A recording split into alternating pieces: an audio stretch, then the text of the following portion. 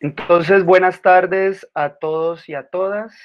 Mm, Les damos la bienvenida a nuestro ciclo de conferencias del grupo de investigación SEA del Departamento de Historia de la Universidad del Valle. Este es un ciclo de conferencias que lleva por nombre Historias, Aulas y Archivos, y que ya ha tenido unas conferencias anteriores eh, relacionadas con la investigación histórica, donde algunos profesores han compartido sus investigaciones. Y esta semana corresponde entonces, como el nombre del ciclo lo dice, también fijarnos en lo relacionado con la historia y la enseñanza de la historia y las ciencias sociales. Y para eso entonces nuestro invitado pues, nos va a hacer su presentación alrededor del tema. En primer lugar, quiero decirles a todos y a todas que esta conferencia va a ser grabada, está siendo grabada para ser publicada luego en el canal de YouTube del grupo de investigación SEA, en el cual reposan todas las conferencias que se han dado en los diferentes ciclos, tanto las que se han dado este año como las que se han dado en los años pasados. Los invitamos además a que la consulten porque seguramente les parecerán interesantes y les servirán en su proceso también de investigación si lo están desarrollando. Aunque esto está realizado para específicamente el contexto de la enseñanza de la historia y de las ciencias sociales, pues sabemos que puede llegar a otros contextos donde la memoria histórica puede ser un elemento fundamental.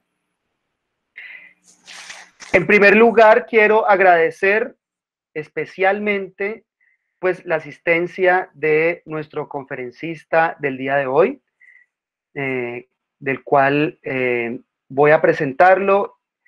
Es Javier, el profesor Javier Trujillo. Javier Trujillo es licenciado en Historia de la Universidad del Valle, es magíster en Educación en la Universidad ICESI, es profesor de Ciencias Sociales y Cátedra de la Paz en la Institución Educativa Técnica de Comercio Simón Rodríguez, en la ciudad de Cali. El profesor Trujillo tiene como interés investigativo el estudio de la memoria histórica del conflicto armado desde el ámbito escolar. Es para nosotros de especial interés y además de especial orgullo para el Departamento de Historia que uno de nuestros egresados pues esté participando, devolviendo parte de su investigación y de lo que ha venido construyendo en todo su proceso formativo y profesional a los estudiantes del Departamento de Historia que pues en este momento están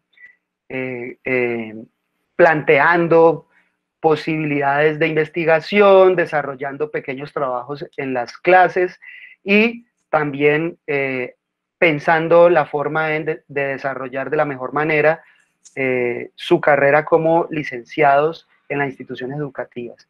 Para nosotros entonces es muy importante, muy interesante y además creo que tendemos un puente que a veces, digamos, no existe, que a veces está roto entre la universidad, el mundo de la academia y, digamos, las instituciones educativas de educación básica y media,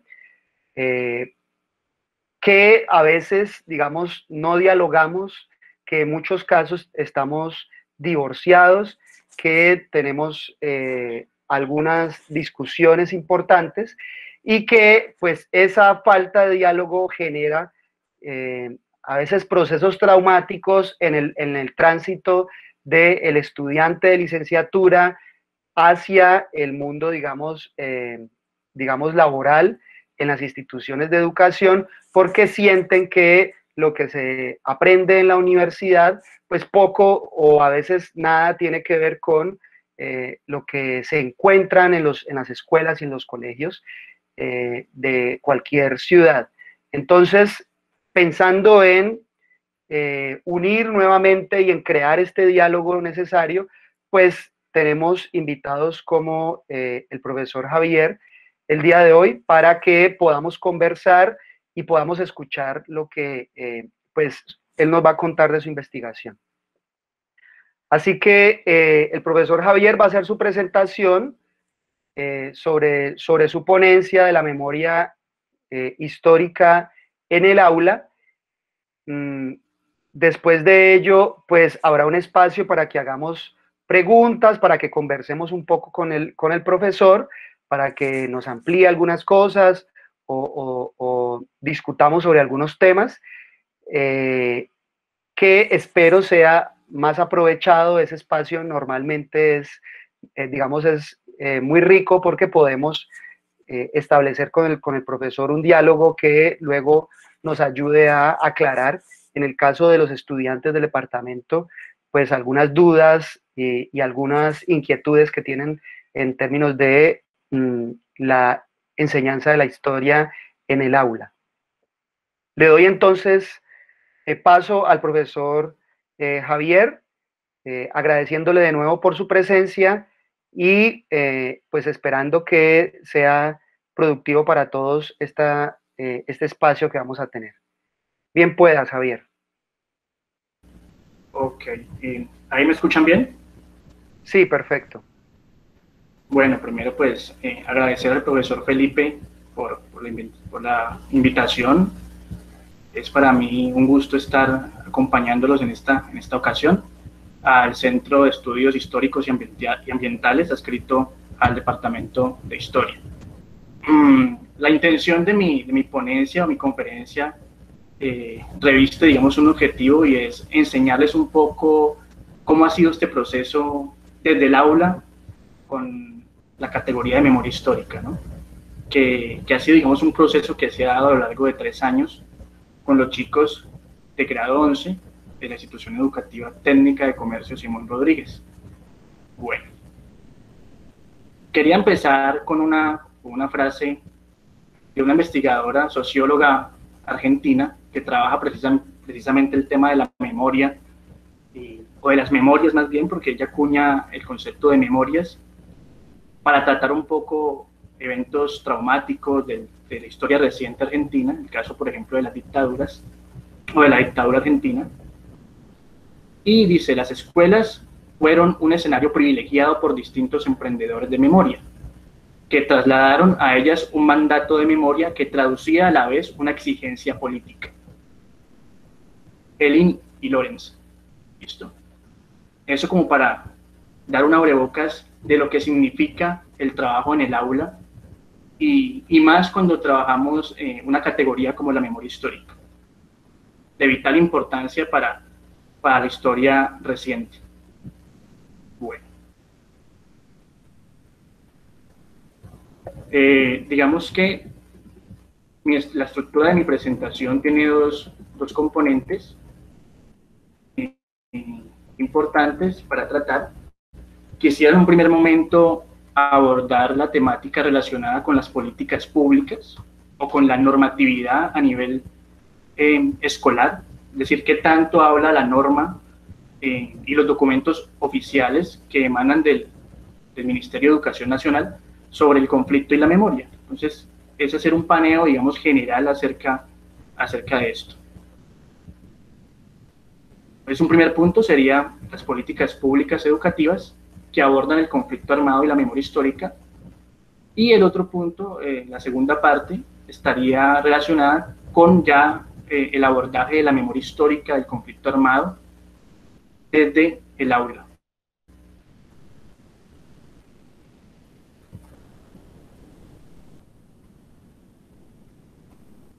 Bueno, es necesario entonces acotar ciertos puntos o hacer énfasis en ciertos puntos. Sabemos que que desde las ciencias sociales hay una norma, una normatividad vigente, una normatividad educativa, que plantea los aspectos relacionados con lo que debe ser el abordaje del conflicto armado y de la memoria histórica en nuestro país, ¿no?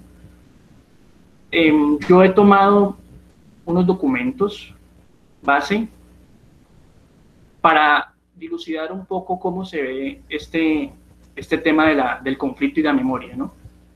Uno de ellos son los lineamientos curriculares de Ciencias Sociales de 2002. Propiamente en ese momento no se habla de memoria histórica como tal, pero sí plantea un eje curricular número 2, donde se habla de sujeto, sociedad civil y Estado comprometidos con la defensa y promoción de los deberes y los derechos humanos. Eso como un mecanismo para construir la democracia y buscar la paz. Y allí hacen cierta referencia al conflicto armado interno, ¿no? Y sobre todo a la protección de los derechos humanos en el marco del conflicto armado. Nos vamos a encontrar posteriormente con los estándares básicos de competencias de ciencias sociales de 2004, y ahí, digamos, vamos a encontrar un poco más, se ahonda un poco más en el tema. Para hacer énfasis en ello, entonces, en un componente que se llama relaciones con la historia y las culturas, para grado 10º y 11, se aborda la explicación del surgimiento de la guerrilla, del paramilitarismo y del narcotráfico. Siguiendo con los estándares, vamos a las relaciones ético-políticas, donde ya aquí se hace alusión al desplazamiento forzado de poblaciones. Entonces se identifican causas y consecuencias de los procesos de desplazamiento forzado y se reconocen los derechos de las personas o de estas personas que han sido desplazadas por la violencia. Y en una columna de los estándares básicos aparece exactamente en la de desarrollo de compromisos personales y sociales algo muy interesante, y es que asumo una posición crítica frente a las acciones violentas de los distintos grupos armados en el país y en el mundo. Ahí entonces se hace alusión a lo que tiene que ver con el conflicto armado. Ya en el 2014 abordamos la ley 1732 de 2014, precisamente, donde se establece la Cátedra de la Paz en todas las instituciones educativas por norma, por decreto. Ese decreto es el 1838 de 2015, y en ese decreto 1838 aparece la estructura y contenido de la cátedra. Y en uno de sus ejes, memoria histórica, que es exactamente el eje H. Ahí ya empezamos a hablar de memoria histórica dentro de la normatividad vigente a nivel educativo para el caso de las ciencias sociales.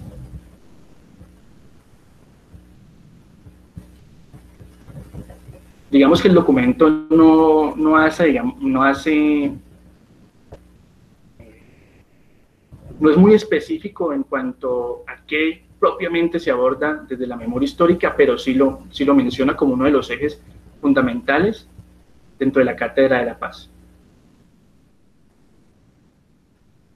Y abordamos luego, en el 2016, los derechos básicos de aprendizaje en ciencias sociales.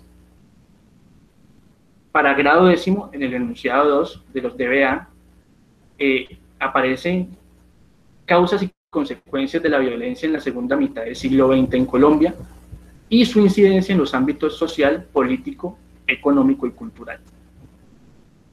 Y para grado 11, que es el grado donde he podido realizar el trabajo relacionado con la memoria, en el enunciado 2 se evalúa la importancia de la solución negociada de los conflictos armados para la búsqueda de la paz. Y una de las evidencias de aprendizaje de este enunciado en los DBA es precisamente el reconocimiento de los conflictos sociales y políticos vividos en Colombia en los últimos años, pero eso a partir ya de la memoria histórica. Digamos que los DBA son un poco más específicos en el ámbito relacionado con la memoria histórica. De alguna forma hacen más alusión a ella y a lo que tiene que ver con trabajar ese tipo de categorías en el aula, ¿no? Entonces, dentro de estas categorías aparece, desde luego, pues, memoria histórica, conflicto armado, reparación, justicia, el concepto de víctimas, aquí lo señalo, ¿ya? Porque el concepto o el término víctimas no aparece muy frecuente en documentos anteriores. Digamos que es propio de los DBA, ¿ya? En el marco, obviamente, de la justicia transicional, en el marco de lo que, de ese proceso de paz que se había realizado con las FARC. Entonces describe las implicaciones que tiene para las sociedades democráticas considerar la justicia, la verdad, el perdón y la reparación de las víctimas en los procesos de paz. Ministerio de Educación Nacional, 2016. Yo creo que en ese sentido los DBA aportan algo importante, ¿no? Ya hay algún reconocimiento de tipo general frente a conceptos que no aparecían anteriormente. Y por último, tenemos la ley 1874 de 2017, que es la ley que precisamente habla de la enseñanza obligatoria de la historia de Colombia. Ya sabemos que en el 2017 se sacó una ley que permite de alguna manera que la historia de Colombia vuelva a las aulas, porque ya por allá en los años 80 la cátedra de historia de Colombia desapareció para darle cabida, pues, a un cúmulo de ciencias denominadas ciencias sociales. Uno de los objetivos de la ley 1874 de 2017 precisamente es promover la formación de una memoria histórica que contribuya a la reconciliación y a la paz en nuestro país. Entonces vemos que los de derechos básicos de aprendizaje, la ley 1874 de 2017, el decreto por el cual se instaura la Cátedra de la Paz, abordan de manera más precisa, aunque desde luego no deja de ser general, pero abordan de una manera un poco más precisa el concepto o los términos relacionados con memoria histórica, conflicto y víctimas. Desde luego en el marco de la reparación y la reconciliación.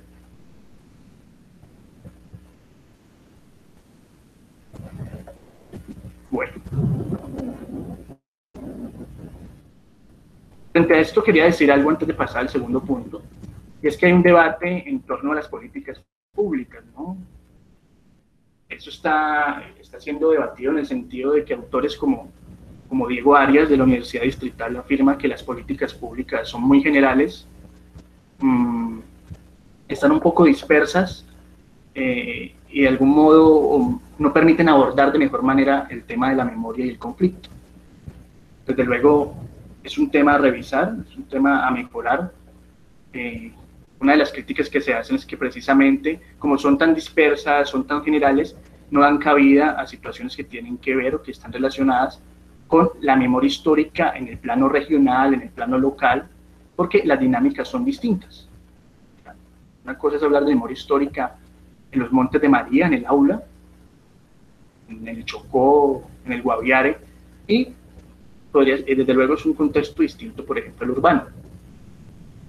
Entonces se necesita, digamos, que no esté tan disperso, que no esté tan general. Esa es una de las menciones que hacen al tema, sino que desde luego se contribuya a esos ejercicios de memoria a nivel regional y local.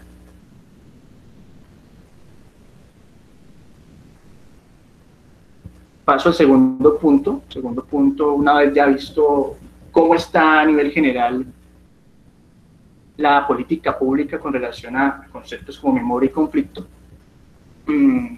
hablo de memoria histórica en el aula, que es una categoría trabajada desde la pedagogía de la memoria, ¿no? Entonces tenemos ahí una especie de distinción entre la enseñanza de la historia y la pedagogía de la memoria. La enseñanza de la historia, o en la enseñanza de la historia se recurre desde luego a habilidades de pensamiento histórico, al uso de métodos y técnicas relacionadas con la contrastación de fuentes, con la triangulación de fuentes. Y desde la pedagogía de la memoria se hace alusión desde luego a que dicha memoria, o memorias más bien, porque habría que hablar de memorias en plural, estas memorias individuales, estas memorias colectivas, resultan ser selectivas, resultan ser subjetivas, cargadas de mucha emotividad, Pero desde luego, la pedagogía de la memoria lo que hace es resaltar las voces de las víctimas que han sido, digamos, que han llevado a la parte más funesta en esto de la guerra. Estudia las memorias que no están en los relatos oficiales. Eso lo dice Graciela Rubio, que trabaja también el tema de la pedagogía de la memoria. En este ámbito de ideas emerge, y es algo de lo que quería hablar un poco, una disputa conceptual entre memoria e historia. La profesora, una profesora de la Universidad de los Andes, creo que se llama Andrea Rocha, que trabajó en el área de pedagogía del Centro Nacional de Memoria Histórica, afirma que memoria e historia, o esa relación entre memoria e historia es complicada, es difícil, es como un matrimonio, por así decirlo, pero un matrimonio bastante complejo. ¿En qué sentido? En que la memoria remite a la narración, al relato subjetivo, cargado de emotividad, cargado de ciertas emociones, sobre todo por parte de las víctimas del conflicto. ¿Ya? Y la historia como tal, como disciplina, que tiene un gran rigor científico, entra de alguna forma a complementar esos trabajos de memoria. Entonces, la situación es que desde luego los conceptos de historia y de memoria se diferencian. Como les decía anteriormente, la memoria remite a la emotividad, la memoria remite a lo selectivo, a lo subjetivo. La historia, con todo su rigor disciplinar, le apunta a la contrastación de fuentes, a la búsqueda de fuentes, a la triangulación de dichos testimonios, para así lograr un relato histórico que así esté cargado de memoria, ¿ya?, de subjetividades, también tiene un rigor historiográfico que permite que esa narración tome valor a nivel de la disciplina social. Entonces, a pesar de que son conceptos distintos, a pesar de que es un debate actual historiográfico también en torno a lo que es memoria y a lo que es historia, se complementan, ¿ya? Y para que se den trabajos de verdad rigurosos, trabajos que apunten y que aporten más bien a la historiografía dentro del campo de la didáctica de la historia, es fundamental que se asocien, es fundamental que se complementen para precisamente ahondar en ese rigor.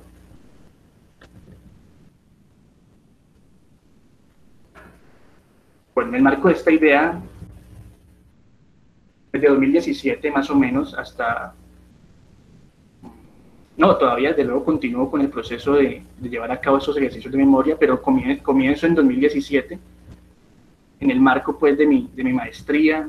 Y pensaba yo, siempre me ha gustado el tema relacionado con la historia reciente, con el conflicto armado, y pensé en realizar un ejercicio de memoria histórica con mis estudiantes de grado 11.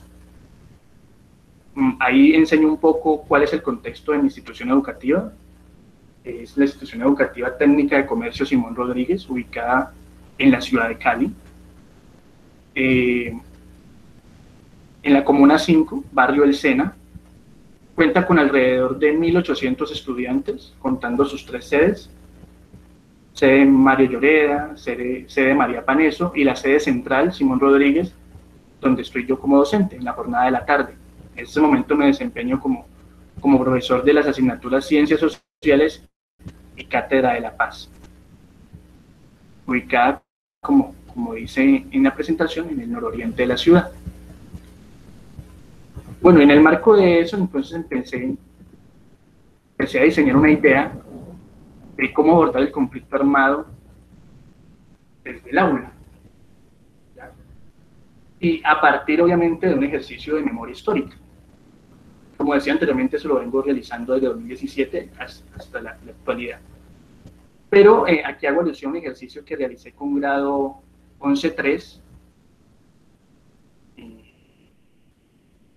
Vamos a ver, a medida que vaya presentando, vamos a ver imágenes que corresponden a diferentes trabajos en diferentes años, ¿ya? Algunos de 2018, otros de 2019, otros muy recientes, apenas del año pasado, pero donde he tenido la posibilidad de trabajar el tema del conflicto.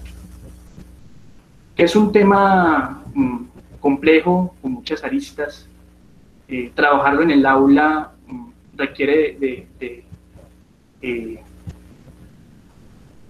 requiere de primero explorar los saberes previos de los chicos. El profesor Diego Arias, precisamente, también, de alguna manera también el profesor Javier Ibagón, adscrito al Departamento de Historia, han trabajado el tema del conflicto, de cómo manejar o cómo abordar el tema de los conflictos armados en el ámbito escolar. Uno se encuentra, y en eso comparto la literatura de los dos maestros que he mencionado, en que los muchachos tienen conceptos muy vagos, muy superficiales sobre el conflicto armado. Eso tal vez responde a algo muy interesante, muy importante, y es que dentro de las zonas urbanas vemos el conflicto armado como algo lejano, a pesar de que se da en nuestro país, pero lo vemos como algo lejano, ¿ya? Entonces los muchachos tienen ideas muy vagas sobre el conflicto, muy superficiales, ¿ya? No identifican muchas veces diferentes grupos armados, sino que uno o dos. Difícilmente reconocen, por ejemplo, al Estado o a los funcionarios o a la fuerza pública como actores también del conflicto en el marco de la acción o la omisión de ciertos crímenes de lesa humanidad. Entonces, hubo una motivación para trabajar desde este punto de vista, el tema precisamente del conflicto. El trabajo fue con grado 11.3, ¿ya? Un tipo de investigación cualitativa, un enfoque más bien de carácter descriptivo, donde utilizamos diferentes instrumentos de recolección de datos. Entonces, encuestas, entrevistas no estructuradas, es decir, entrevistas abiertas, y diarios de campo. Continúo aquí.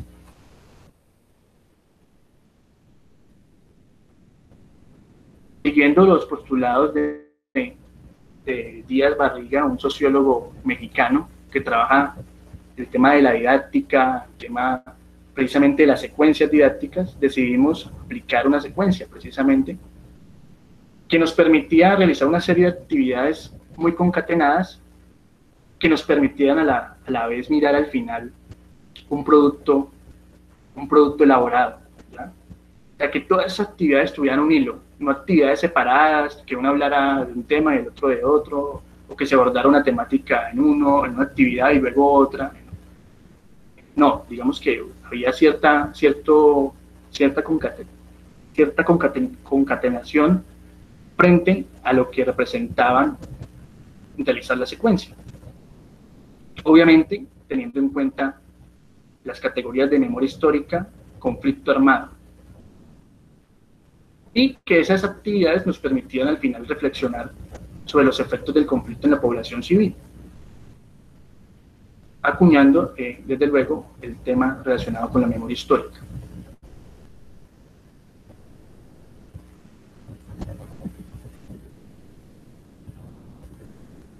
Esta secuencia didáctica, generalmente las secuencias didácticas tienen 3 momentos: inicio, desarrollo y cierre. Así se diseñó. Un primer momento estaba relacionado con la aproximación a la memoria histórica del conflicto armado, a partir precisamente de unos saberes previos, ¿no? Para eso utilizamos un pretest, y luego pues lo relacionamos también, lo comparamos con un post-text.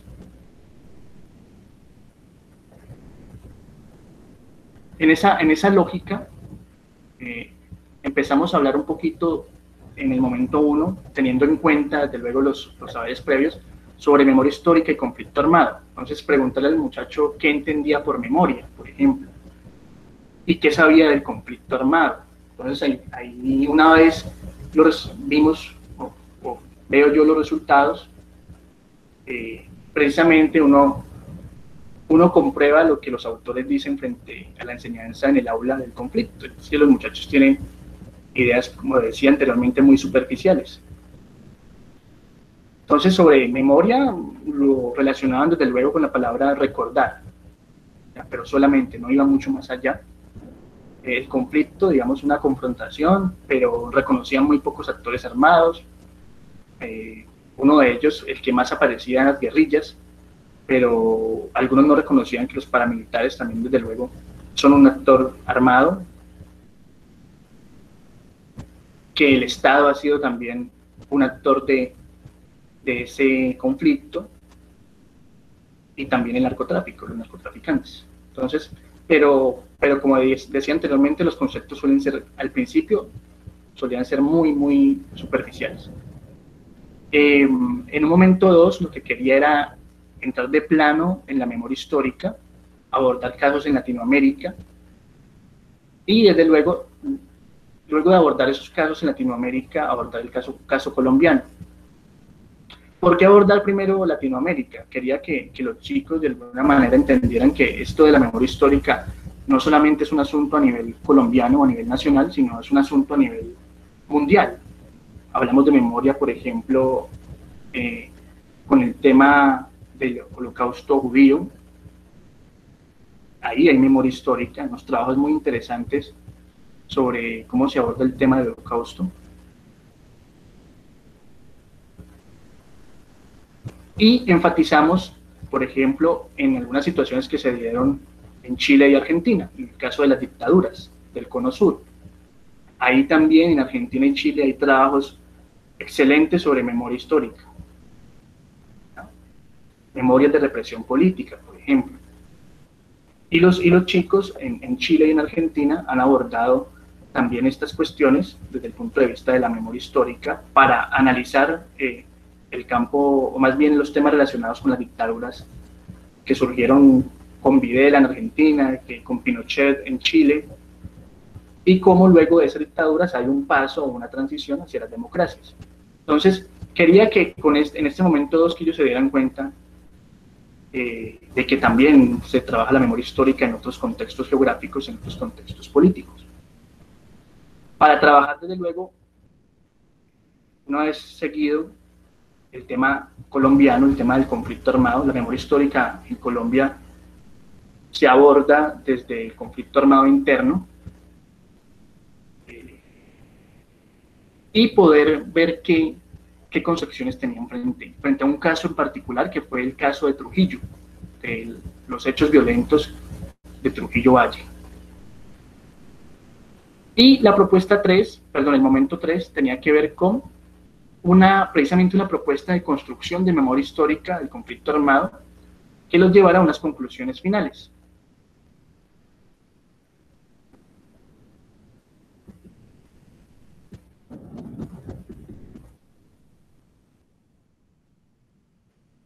Como decía anteriormente, ese primer momento fue de saberes previos.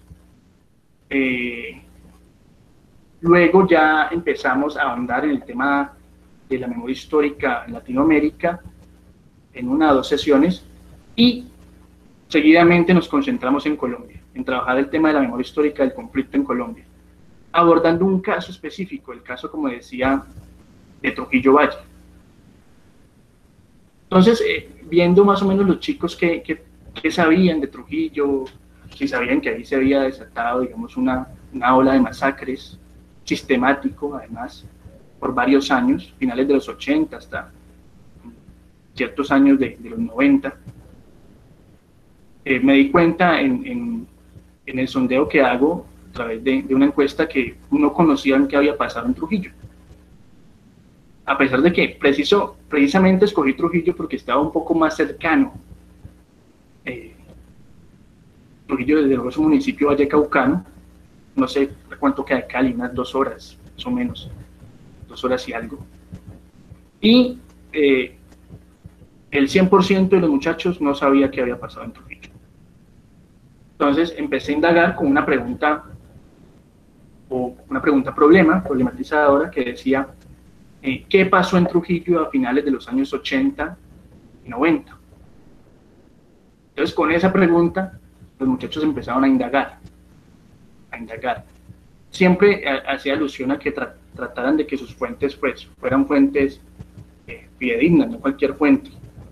Entonces se remitieron, unas fuentes las propuse yo también, yo les dije, bueno, pueden buscar aquí y acá, ya las otras, obviamente ellos iban indagando cada vez más. Una de esas fuentes fue un fragmento del primer informe de memoria histórica de la Comisión Nacional de Reparación y Reconciliación en 2008. Trujillo, una tragedia que no cesa. Exactamente una parte que se llama Trujillo y los nudos de la violencia contemporánea en Colombia.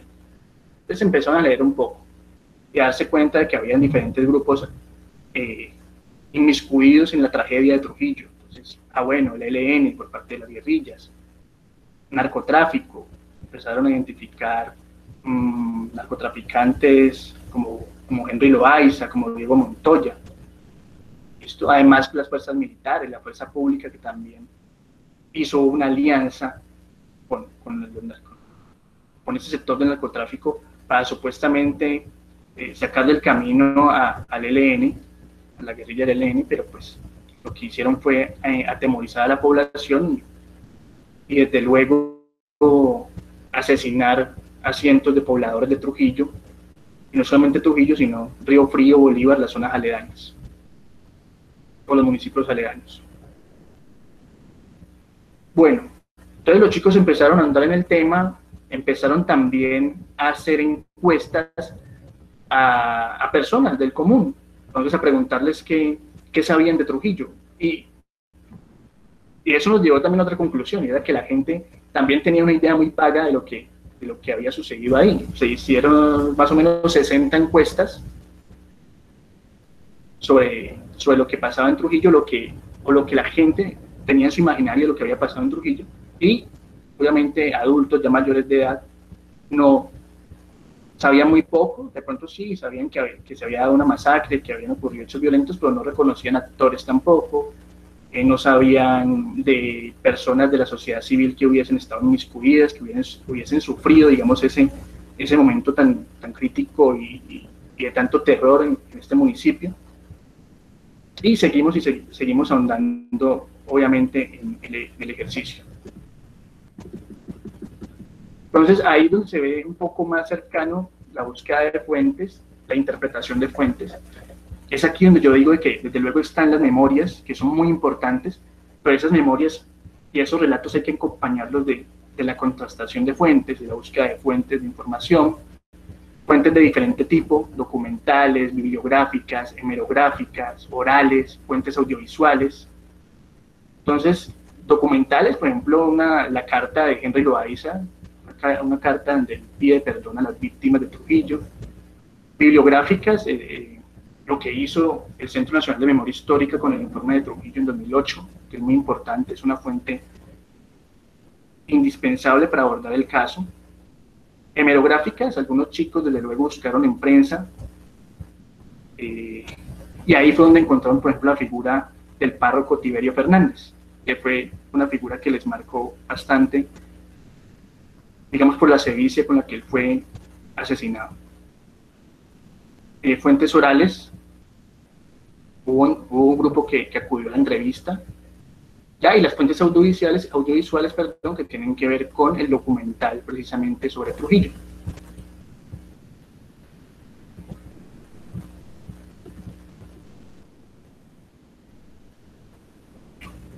Listo. Una vez realizadas las encuestas, una vez los muchachos empezaron a investigar sobre el tema, había un momento 3 donde yo les decía que deberían proponer un ejercicio de construcción de memoria relacionado desde luego con el tema que estábamos trabajando, que era el de Trujillo Valle. Entonces ahí vimos, por ejemplo, mapas mentales, ¿ya?, donde uno puede identificar, por ejemplo, este me llamó la atención en el sentido de que aparecen las siglas del Ejército de Liberación Nacional, pero también una especie de unión entre narcotraficantes y fuerza pública, ¿no?, precisamente con esa justificación de acabar con la subversión. La bandera de Trujillo, como un símbolo de lucha, de presencia de la sociedad civil. El parque cementerio es un símbolo, un lugar de memoria para los habitantes de este municipio, ya, una figura de no más impunidad. El padre Tiberio, como les decía anteriormente, una figura emblemática, aún es una figura emblemática en Trujillo. y cada año que se recuerde, digamos, estos actos, aparece él como una figura importante, por todo lo que aportó además a la comunidad, en el sentido de las microempresas, de empresas familiares, de las cooperativas. Era un líder social y comunitario. Entonces los chicos empezaron a realizar mapas mentales, empezaron a realizar, por ejemplo, especies de collage, donde aparece el río Cauca, el río Cauca como un lugar sombrío, en el sentido de que un lugar se recuerda como un lugar parte de terror, porque era ahí donde muchos de los cuerpos eran arrojados. Hoy en día, y luego de que pasó pues todo el tema de Trujillo, de esa época pues tan marcada de violencia, hay cierta simbología alrededor del río, porque las víctimas han acudido con la ayuda de dos artistas de la región a realizar una especie de homenaje a dichas víctimas a través de las Magdalenas por el río Cauca, una especie de balsas que recorren el río Cauca, ¿ya? Donde se retratan pues las figuras de las víctimas, las imágenes de las víctimas del conflicto ahí en Trujillo. Entonces fue bastante interesante ver, por ejemplo, los recortes de prensa, que los muchachos intentaban hilar ahí, digamos, de acuerdo al relato.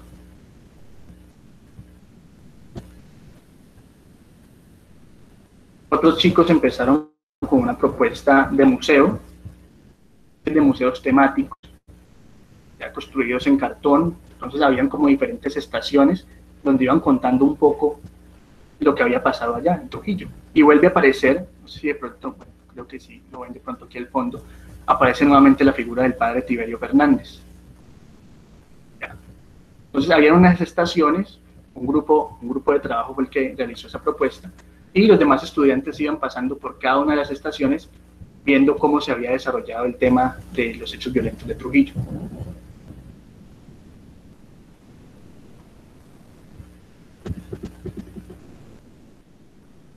Aquí es donde hago alusión a los testimonios orales, porque hubo un grupo, casualmente en esa indagación, una de las chicas de grado 11-3 que realizaba el trabajo con su grupo, se encontró, ella no lo sabía, se encontró realizando todo ese trabajo, investigando, que una familiar, una prima, había vivido en Trujillo, precisamente en esa época de la incursión del narcotráfico, incursión pues narcoparamilitar, y le ofreció un testimonio a la chica desde luego le dijo, estoy haciendo este trabajo, estamos trabajando el tema de los hechos violentos de Trujillo, y muy amablemente la señora se ofreció a leer su testimonio. Voy a leerlo, que de pronto sé que se puede ver un poco lejano allá en sus pantallas. Entonces, coloco aquí, es un fragmento de la entrevista realizada por un grupo de trabajo. La pregunta que le hace la chica a la señora es, ¿qué consecuencias trajo la llegada de estos grupos armados al municipio? La señora, la entrevistada, responde, a ver, Mayra Alejandra, ¿qué le digo? Generó miedo, generó mucho pánico. A ver, ¿qué te digo? ¿Qué te digo yo? Porque hubo muchas violaciones. Yo te cuento, pues, en esa época estaba niña, tenía entre 16 y 17 años. Las niñas eran violadas, tocaba esconderse. Generó tener que dejar todo tirado. Su estudio, su casa, sus tierras, la familia, todo tirado por esta gente. Por eso, hoy en día, nos han denominado como víctimas del conflicto, nos han denominado como desplazados, porque son cosas que nos han dejado marcados. Se quebranta la voz, porque lo dejan marcado a uno para toda la vida, niño. Pues, yo le he colocado, pues, Rosalía, 44 años. En realidad ese no es el nombre de ella propiamente, simplemente le colocamos pues un nombre para identificar que era una entrevistada. Ahí nos encontramos entonces con un caso específico donde los chicos acudían precisamente a la entrevista, orales, para recrear desde luego los hechos violentos. Además, porque quería hacer un paréntesis ahí. Los académicos que trabajan el tema del conflicto armado y desde la memoria histórica como tal, como categoría de análisis, enfatizan en que una de las competencias que más se desarrollan en los chicos cuando trabajan ese tipo de temas son las competencias emocionales. El profesor Peter Seixas también argumenta que la empatía se desarrolla profundamente cuando los estudiantes se convierten en actores activos del proceso pedagógico, ¿ya? Relacionado desde luego con lo que se trabaja a nivel de conflicto armado y memoria histórica. Entonces la empatía, esas habilidades emocionales o socioemocionales, colocarse en el lugar del otro, en parte sentir lo que siente la persona que sufrió estos hechos, hace parte también de un proceso de reconciliación, de un proceso que apunta a la reparación, que apunta a que vivamos en sociedades más pacíficas. ¿Ya? Cuando yo asumo y siento empatía por lo que el otro ha vivido, por lo que el otro ha sufrido, ¿ya? Ahí desarrollo unas competencias y unas habilidades. Desde luego que apuntan también a las competencias ciudadanas, en el sentido de un apartado que señala la convivencia y paz, la convivencia y la paz. Y precisamente eso es lo que buscamos con estos trabajos de memoria histórica en el ámbito educativo. Ok. Bueno, aquí quería señalar algo. Los alcances que de pronto ha tenido el trabajo de aula. Empezó como un trabajo de aula, como un proyecto con grado 11. Y ha tenido cierta fuerza, ha venido creciendo. El enseñarlo a los demás, a que toda la comunidad educativa sepa que se está trabajando, ha servido mucho para que el impacto de este proyecto de aula se dé a nivel institucional. Entonces, este fue un trabajo que hicimos, uno de los trabajos que hizo una de las chicas de 11.3, con base en un documental. Este fue un trabajo que se hizo el año pasado, en 2020, un documental que también tiene que ver con el conflicto armado, que emana del Centro Nacional de Memoria Histórica, y es No hubo tiempo para la tristeza, un documental de 2013 más o menos, ¿ya? Donde se identifican diferentes regiones del país donde hubo conflicto armado, donde hay intervención de diferentes actores, como el ELN, las FARC, los paramilitares, grupos de narcotraficantes, fuerzas estatales. Entonces, ahí se tocan varias regiones del país con diferentes hechos de violencia. Bojayá es uno de ellos, San Carlos en Antioquia. Inclusive tocan el tema de la Comuna 13, zona urbana. Entonces, es muy importante tener este tipo de ejercicios en el aula, ¿no? Les permite a ellos de alguna manera repensarse el tema del conflicto de una manera más crítica, de una forma más crítica, que les ayuda a elaborar de verdad pensamiento histórico. Y ya, esta es una fotografía del periódico Huellas Simonianas, el periódico escolar de la institución, donde hay un artículo precisamente, bueno, yo escribo el artículo, pero también aparece la figura de varios estudiantes hablando del conflicto armado, o sea, analizándolo.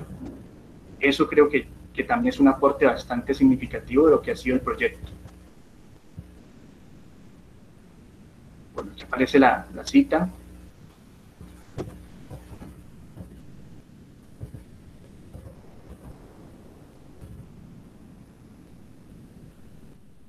Y ya por último quería terminar con una frase precisamente de una de mis estudiantes de grado 11.3 sobre el conflicto. Al final del ejercicio yo les pido que realicen una reflexión sobre lo que pudieron interpretar, sobre lo que pudieron reflexionar acerca del conflicto armado. Desde luego cada uno de los momentos, en un principio, el primer momento pues, era de saberes previos, es con una lista de chequeo, simplemente iba analizando, iba viendo quién había cumplido con esa encuesta de saberes previos, pero el momento 2 y el momento 3 iban a tener como tal rúbricas de evaluación, ¿ya? Que son un mecanismo bastante importante para evaluar, un instrumento bastante importante para evaluar. Además porque le apunta más como una evaluación de carácter formativo.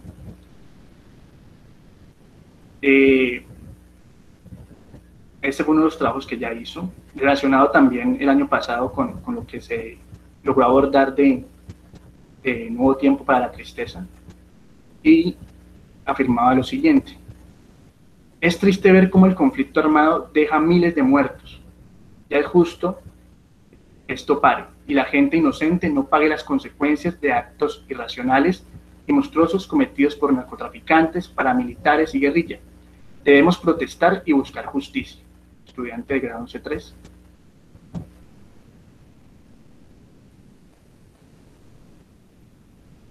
Okay. Esa era más o menos mi reflexión acerca del trabajo realizado en el aula sobre memoria histórica y conflicto armado en Colombia. Desde luego es un proyecto en construcción, con sus alcances, con ciertos límites. De hecho, nos falta trabajar aún más, nos falta dar otras miradas, pero hemos abierto un camino, creo yo, importante en este campo de lo que es la didáctica de la historia, en este campo de lo que es el trabajo de memoria histórica en el aula, teniendo en cuenta, desde luego, la creación de pensamiento histórico, la formación de ese pensamiento histórico en nuestros estudiantes, que aporten además a cambiar o a transformar un paradigma tradicional en la historia o en la enseñanza de la historia. Esa enseñanza basada en personajes, basada en fechas, memorística.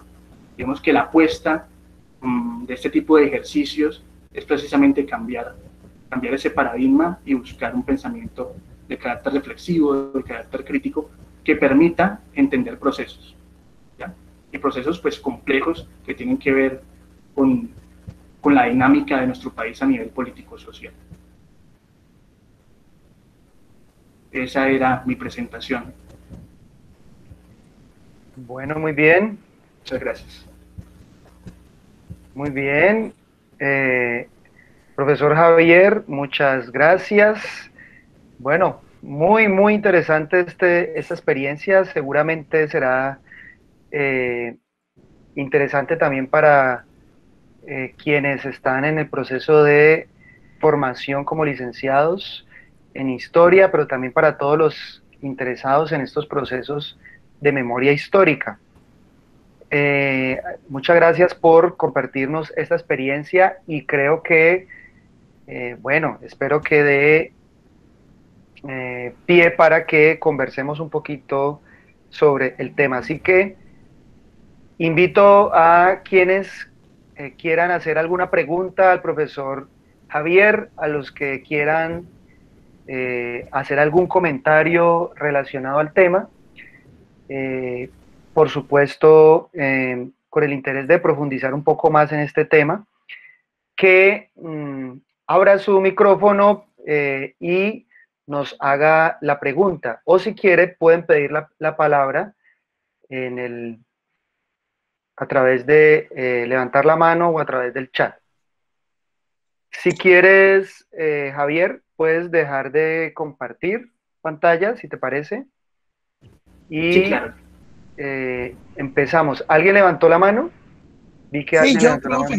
María del Pilar. Hola, bienvenida, María del Pilar. Bueno, gracias, profe. Bueno, profesor Javier Armando, lo felicito porque ha sido un trabajo excelente con los muchachos de concientizarlos, sobre todo de 10 y 11, eso los lleva a tener conciencia.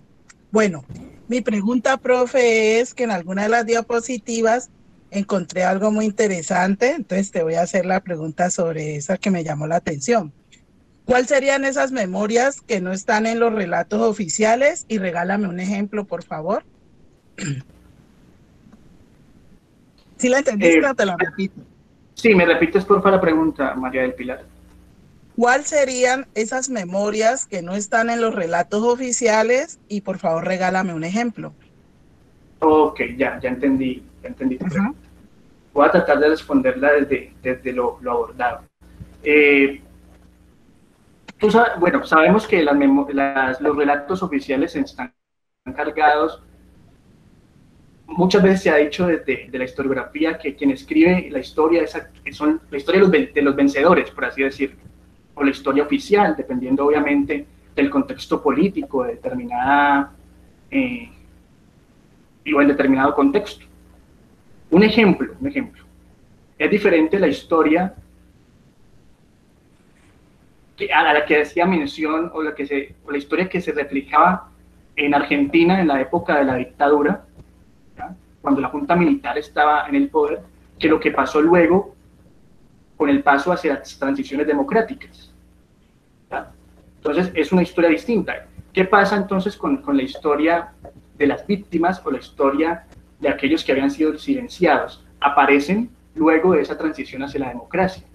Es por eso que en Argentina, por colocar un caso en especial, luego de que ya no hay dictadura, luego que el gobierno de la junta militar se termina y llega al poder Alfonsín, luego de él, pues otra serie de figuras dentro de un contexto democrático, aparecen a emerger esas narrativas y esas memorias que antes no se veían, porque eran precisamente reprimidas. Si nos vamos al caso colombiano, pues una cosa es la historia oficial, la historia que se ve inclusive en los textos guía. Pues hay inclusive un estudio sobre los textos guía.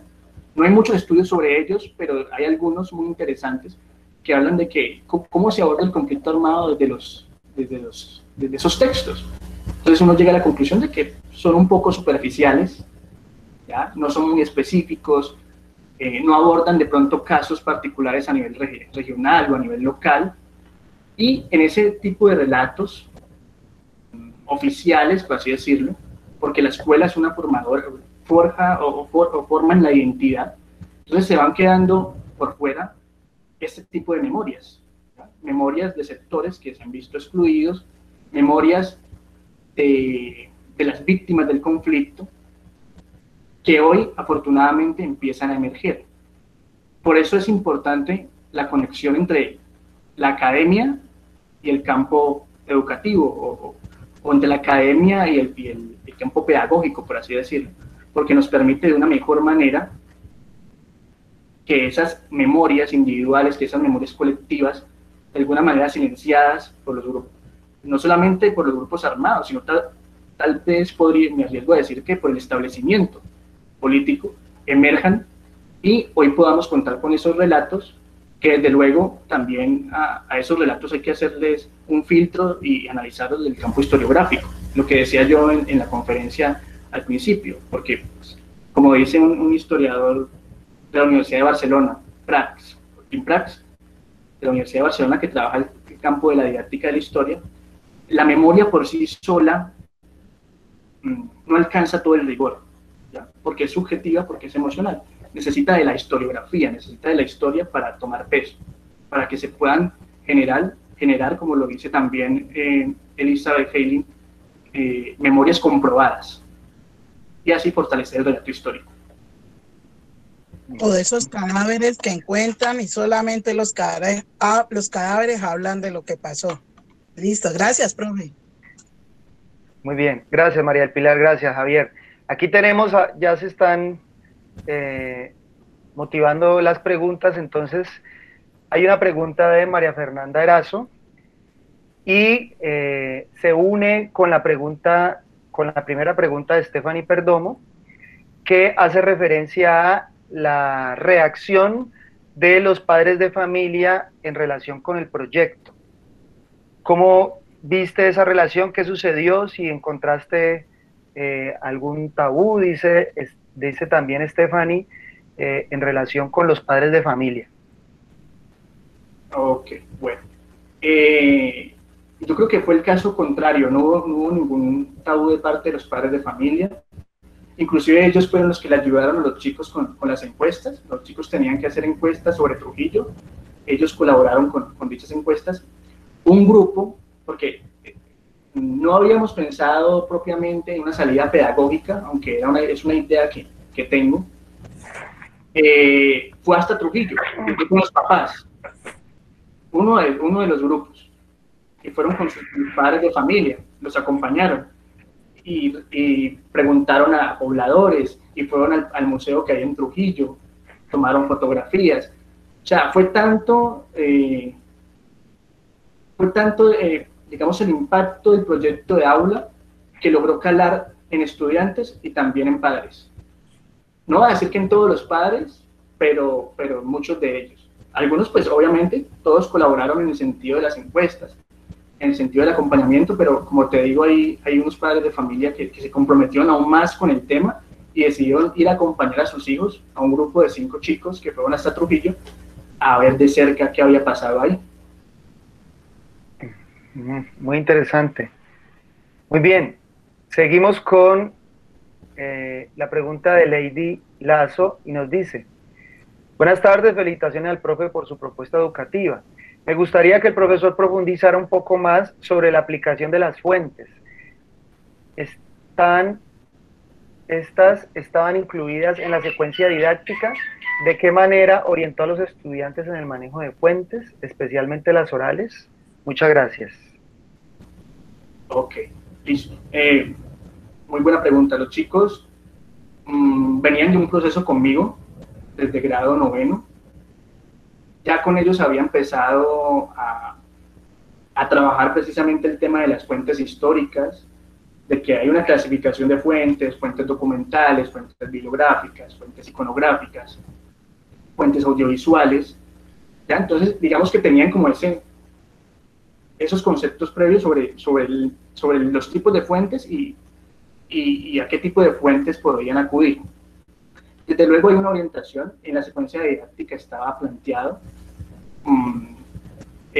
Yo planteé algunas fuentes, por ejemplo, el documental de Trujillo lo planteé yo, el fragmento del Centro Nacional de Memoria Histórica, donde hay un informe sobre lo que pasó en Trujillo, ya unas 2 o 3 páginas, también lo planteé yo.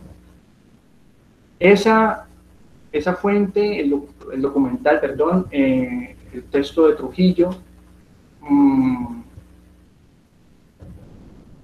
fotografías que de pronto se sacaban en la página de AFAVIT, que es la Asociación de Familias de Víctimas de Trujillo, también se las enseñé, pero todo lo demás, todo lo construido luego, obviamente con orientación mía, fue dirigido por ellos. Ellos buscaban sus fuentes, buscaron en El Espectador, buscaron en El Tiempo, en El País, ¿ya? En prensa digital, obviamente con un cuestionario a nivel general que habíamos diseñado entre todos, hicieron sus encuestas. O sea, las fuentes como tal, algunas las propuse yo, pero otras en el transcurso de las actividades fueron indagando, o fueron más bien abordándolas ellos mismos. Muy bien. Tenemos otra pregunta de Stephanie Henao, que nos dice: ¿desde qué grado se imparte la Cátedra de la Paz? ¿Y cómo se está abordando o se podría abordar para grados más pequeños, primaria, especialmente en centros educativos, colegios ubicados en barrios vulnerables? Ok. Bueno, desde el contexto de mi institución educativa, que es una institución ubicada en el barrio del Sena, un estrato donde la mayoría de estudiantes están, digamos, en estrato 3, algunos en el 2, que viven de pronto en comunas aledañas. La Cátedra de la Paz inicia en nuestra institución como asignatura en el año 2019, luego de que un grupo de profesores de ciencias sociales vamos a la Universidad Javeriana y realizamos un diplomado precisamente sobre la Cátedra de la Paz. En ese diplomado nos dan unas bases excelentes sobre cómo abordar el tema en sí, la cátedra. Diseñamos entre los mismos profesores, con la ayuda de maestros de la Universidad Javeriana, un plan de estudios, de primero a grado 11, ¿ya? Donde se abordan temáticas relacionadas con la cátedra. Entonces, tratamos de diseñarlo, digamos que la ley dice que oficialmente podíamos abordar 2 ejes en cada año. Lo que pasa es que los ejes de Cátedra de la Paz son generales. O sea, si tú trabajas, por ejemplo, diversidad y pluralidad en 11, ese mismo tema se puede abordar en 4º o 5º, ¿ya? O sea, es una temática que se puede trabajar en diferentes grados. Obviamente la metodología va a cambiar. No es lo mismo trabajar un tema con grado 5º a trabajar un tema con grado 11. Otro de las temáticas o de los ejes que aparecen en Cátedra de la Paz: un desarrollo sostenible, medio ambiente. Es un tema que se trabaja en todos los grados. Entonces, digamos que la cátedra permite precisamente esa flexibilidad a la hora de abordar las temáticas, por así decirlo, o desarrollar ciertas competencias. Si nos vamos, por ejemplo, a lo que tú decías en la pregunta sobre sectores vulnerables, ¿ya? Con una diferente condición socioeconómica, el tema de la resolución de conflictos y las cartillas que se plantean desde el Ministerio de Educación Nacional, creo que son muy válidas para trabajar con ellos, ¿ya? Secuencias inclusive didácticas que ayudan al fortalecimiento de la convivencia y de la paz.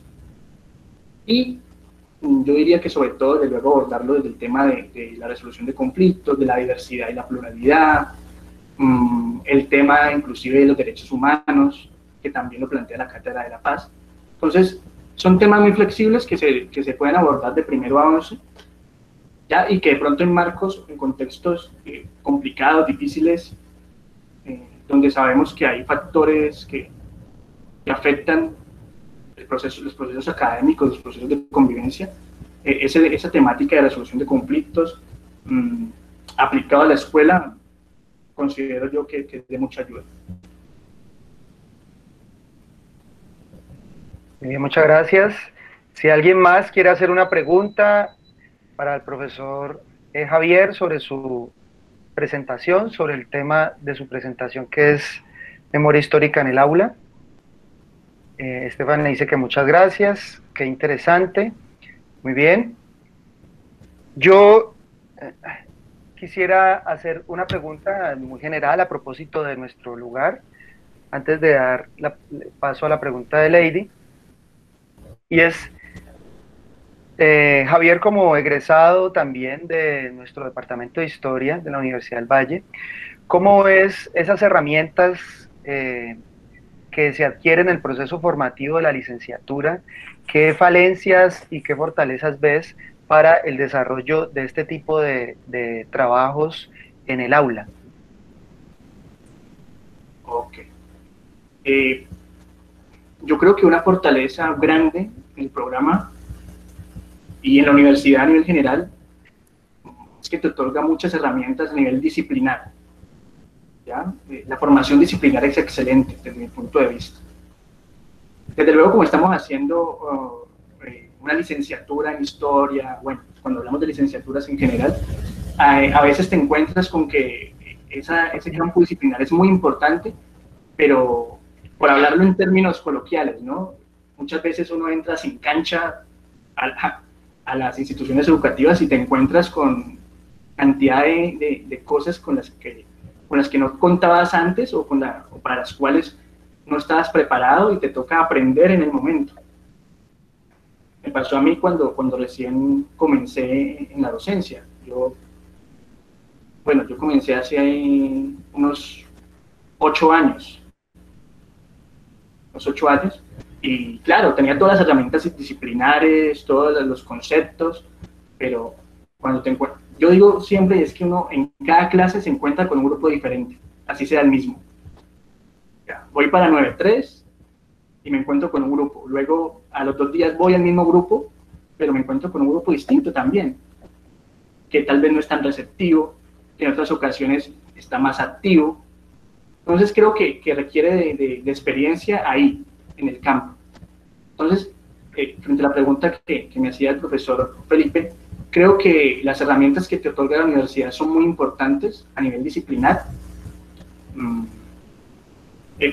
Tal vez se debe andar un poco más en lo que es el campo como tal, diferentes tipos de contextos, porque una institución es diferente a otra. No es lo mismo trabajar en una institución de ladera, una institución, digamos, estrato 3.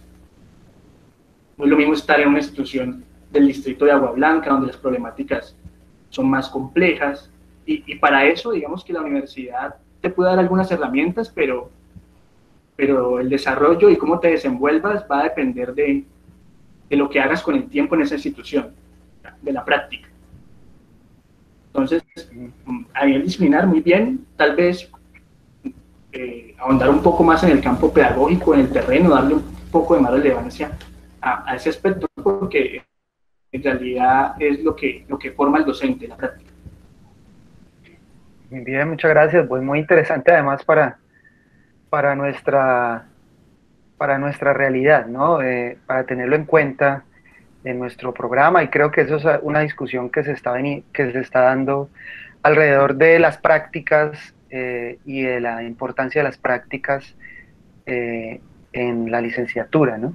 Muy bien, hay dos últimas preguntas, con ellas vamos a ir cerrando.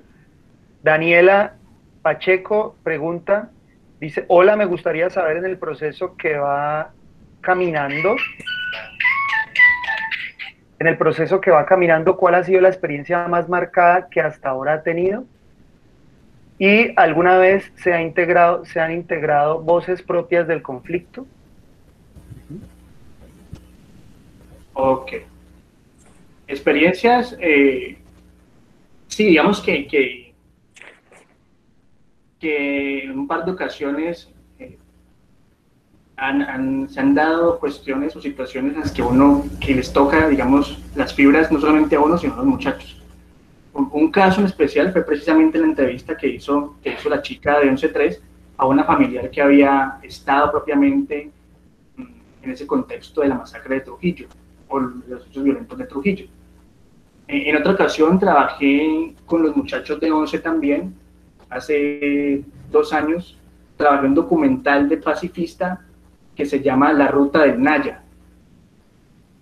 ¿Ya? Y de alguna forma el proceso que se da en esa zona, cómo los grupos armados actúan, cómo el narcotráfico es también fundamental como actor en las dinámicas sociales que se dan ahí, cómo permean la dinámica social, es que es algo muy interesante de ver y muy importante, porque precisamente una de las causas del conflicto es la fragmentación del Estado. O sea, el Estado no llega a todas las partes del territorio, a todo el territorio colombiano no llega. Entonces, en esas zonas donde el Estado no llega con todas sus instituciones, pues los grupos armados aprovechan, se instalan ahí y hacen, como se puede decir coloquialmente, de las suyas. Trabajando ese documental, una chica, una estudiante, dice, no, profe, yo tengo un primo que habita la zona, ¿ya? Le hizo también una entrevista, acudiendo pues a las técnicas, le ayudé un poco con el cuestionario, técnicas de oralidad, de fuentes orales, y fue también conmovedor cómo no solamente hay grupos armados ahí, diferentes grupos armados, sino que las oportunidades que tienen son mínimas. ¿Ya? Entonces, muchos de ellos a veces son adheridos a esos grupos al margen de la ley, o se adhieren a esos grupos al margen de la ley porque las opciones son muy pocas. ¿Ya? Y esto lo aprovechan los grupos armados, precisamente muchas veces para reclutar personas, reclutar inclusive menores de edad. Entonces sí se han dado 2 casos que de verdad han tocado las fibras no solamente mías, sino también de los chicos. Muy bien, y para no abusar mucho de Javier, vamos con las últimas 2 preguntas y con esto cerramos. Lady nos dice, ¿cómo integraste tu propuesta a los planes de área? ¿Tuviste que pedir algún permiso? Y Stephanie dice, ¿ha habido alguna intención de memoria oficial desde la ley que dictamina a las instituciones la Cátedra de la Paz? Ok. Bueno, la primera lo relacionado con el plan de área, creo. La primera pregunta. Ajá. ¿Sí hubo que pedir algún permiso especial? Precisamente, no necesariamente hubo que pedir algún permiso. Digamos que como lo decía anteriormente, hay cierta ventaja desde el currículo prescrito, en el sentido de que esto ya está plasmado en los planes, o debe estar plasmado en los planes, porque, por ejemplo, los derechos básicos de aprendizaje lo dicen. Abordar el conflicto desde la categoría de memoria histórica. ¿Ya? Entonces lo hace un poco más fácil. Desde luego, como decía también al principio de la conferencia, hay también debates frente a eso, ¿no? En el sentido de que son muy generales y a veces están un poco dispersos, pero están, y eso nos abre la puerta a trabajar con los muchachos. Desde luego, uno podría hacer diferentes tipos de debates frente a esas cuestiones, frente a cuestiones curriculares, frente a que, por ejemplo, lo que en algún momento abordaba, y es que la memoria histórica debe abordarse también o debe manejarse o incluirse en situaciones que tienen que ver con aspectos regionales, con aspectos locales, porque a veces como que queda muy general, ¿no? Bueno, abordar la memoria, el conflicto armado desde memoria histórica, pero resulta que los contextos regionales, los contextos locales son distintos. Y haciendo alusión a una conferencia de la profesora Rocha que hizo precisamente para el Ministerio de Educación Nacional, ella hablaba de los peligros de la memoria también, y es, bueno, hacer memoria histórica en una zona urbana es distinta a hacer memoria histórica desde el aula en una zona rural, y de pronto en zonas rurales donde los actores armados están ahí, muy presentes. Entonces había que trabajar en otro tipo de actividades, no digamos tan directas, sino que actividades, por ejemplo, donde la resolución pacífica de conflictos, pero yo hablaba precisamente de ese peligro, en zonas donde hay incursiones armadas, de grupos armados, se puede volver un peligro tanto para el maestro como para la comunidad educativa trabajar este tipo de temáticas. Por eso digo que en este campo de la memoria y en el campo curricular habría que ser mucho más específicos, trabajar temáticas relacionadas a nivel con la región, con la historia local, para así desarrollar esfuerzos que sean de pronto más productivos, teniendo en cuenta cada contexto. Pero nos abre una puerta a los planes de área desde la misma normatividad, desde los estándares que hablan de conflicto, desde los DBA que hablan de memoria histórica, y desde la ley de Historia de Colombia, que también habla de memoria histórica como uno de los objetivos fundamentales de la Cátedra de Historia de Colombia. Bueno, muy bien, profesor Javier Trujillo. Pues quiero agradecerle por esta presentación que nos hace, por compartirnos esta investigación, que además es una experiencia profesional, digamos, dentro de su institución educativa. Para nosotros es muy útil, seguramente, para nuestros estudiantes, para los interesados en el tema, muy útil conocer estas experiencias y darse cuenta que sí se pueden hacer algunos aportes y se pueden hacer algunos procesos de construcción de memoria, digamos, de pensamiento crítico alrededor del conflicto armado, que permitan que los estudiantes además interpreten mejor el fenómeno y tomen decisiones en su cotidianidad. Agradecemos por este espacio a todos y todas quienes han asistido y han participado con sus preguntas, y les recordamos que la conferencia va a estar disponible también en el canal de YouTube del Grupo de Investigación SEA del Departamento de Historia de la Universidad del Valle. Así las cosas, pues los invitamos a que estén pendientes, a que nos sigan en las redes sociales, en el Facebook, en el Instagram, al Grupo de Investigación SEA, y vamos a estar proponiendo otras conferencias, otras conversaciones con otros investigadores, con otros profesores que nos aporten desde su experiencia. Así que muchas gracias a todos. Profesor Javier Trujillo, muchas gracias, y hasta una próxima oportunidad.